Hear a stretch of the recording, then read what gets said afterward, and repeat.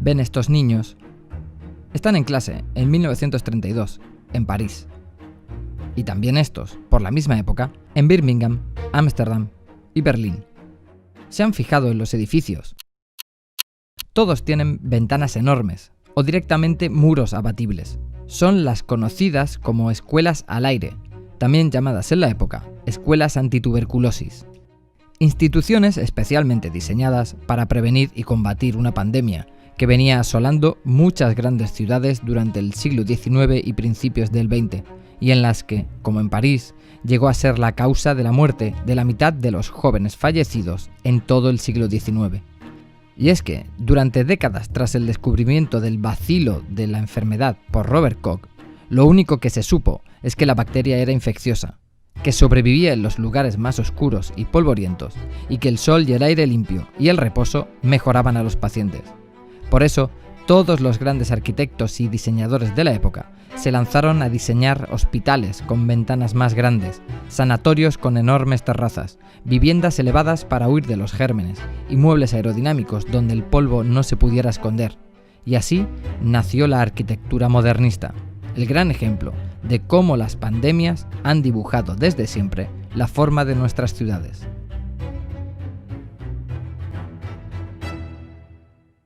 La tuberculosis fue la gran obsesión entre finales del siglo XIX y principios del XX porque costó mucho encontrar la causa de la enfermedad. Era una de esas enfermedades desconocidas que se propagó por toda Europa desde finales del siglo XVIII y en torno a la que se construyó la teoría de la transmisión por culpa del aire sucio que había en las ciudades. La teoría predominante era la miasma, la creencia medieval de que la enfermedad se propagaba por el contacto con ese aire malo. Así que la única recomendación para la mayoría de casos era salir a la montaña y tratarse al aire limpio. Y así fue hasta 1882, cuando Robert Koch identificó el bacilo causante de la enfermedad y se descubrió que era contagiosa y que era capaz de acumularse en las zonas de polvo. Entonces el foco pasó a las casas. Eran las casas las que estaban enfermas. Los primeros protocolos recomendaban a los pacientes que al llegar a casa se eliminaran las alfombras, las cortinas, se encalaran las paredes, se abrieran las ventanas y se eliminara todo lo que acumulara el polvo. Con la idea central del saneamiento de los espacios para combatir la enfermedad, los arquitectos modernos empezaron a hacer edificios blancos, con grandes ventanales, con terrazas para tomar el sol, para hacer ejercicio.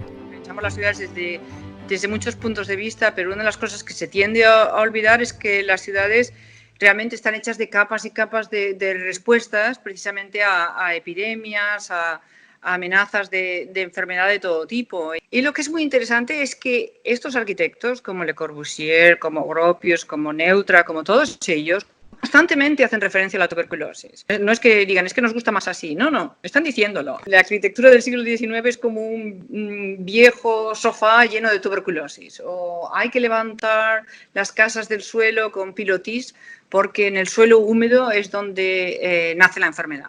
Los modernistas querían crear ambientes curativos, limpios física y simbólicamente, de enfermedades y de contaminación. El sanatorio Paimio del finlandés Alvar Aalto se convertiría en el gran referente de las construcciones hospitalarias, con sus edificios repletos de ventanales y terrazas. Mientras, Le Corbusier diseñaba la ultramoderna Villa Savoye, pintada de blanco clínico, con habitaciones suspendidas con pilotis sobre la tierra, para huir de los gérmenes de debajo. Y dentro de las casas, los muebles fueron los siguientes en sufrir la reforma sanitaria. El polvo alojado en elementos decorativos era un enemigo de la higiene. Los diseños minimalistas reemplazaron la madera tallada y la tapicería. Utilizaron materiales ligeros y lavables en formas aerodinámicas, más fácil de mover para limpiar el polvo y los insectos en los escondites de la oscuridad. Pero si la tuberculosis provocó cambios sustanciales en el diseño de viviendas y edificios, la otra gran pandemia del siglo XIX, el cólera, se tradujo en los grandes cambios urbanos y de planificación de las ciudades. Y es que, como ocurría con la tuberculosis, durante siglos no se creyó en que el cólera se transmitiera, sino que estaba en el aire.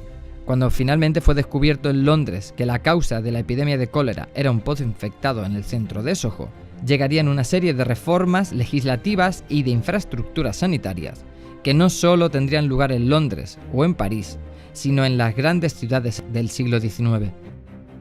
Incluso cuando Le Corbusier, en términos de la ciudad, propone cortar el centro de París y extraerlo en una especie de operación quirúrgica, habla de este París histórico, tubercular Paris, París tubercular. Cuando Le Corbusier llega a Barcelona y también propone un plan de saneamiento, y se llamaban así, de saneamiento del centro de Barcelona, también es así. O sea, él propone mantener las calles más importantes del casco histórico y realmente limpiar detrás y eliminar todos estos densidad urbana donde se transmitía la tuberculosis. Con los años y el avance de la ciencia médica, llegaron versiones más avanzadas de antibióticos y antivirales, y el uso de la arquitectura para tratar las enfermedades infecciosas disminuyó. Pero hoy, con la pandemia del COVID-19, el mundo ha vuelto a sentirse tuberculoso en cierto modo. Los hospitales no estaban pensados para soportar la enorme avalancha de enfermos, ni diseñados para tratar enfermedades de tan alto contagio. A la población se le ha pedido que cambie de ambiente, se le ha pedido que se quede dentro, en sus casas, y ha trasladado la oficina al hogar, que no estaba preparada para ello. Y con la llegada de la nueva normalidad y el distanciamiento social, todos los espacios públicos se tienen que adaptar para ser más preventivos e higiénicos. Sin vacuna todavía a la vista, la arquitectura y el urbanismo vuelven a tomar el protagonismo en la lucha contra una pandemia. ¿Cuánto cambiará de una forma permanente? Depende también de cuánto tarde esta situación. Si nos liberamos de esto pronto, pues seguramente no tendrá tanta repercusión.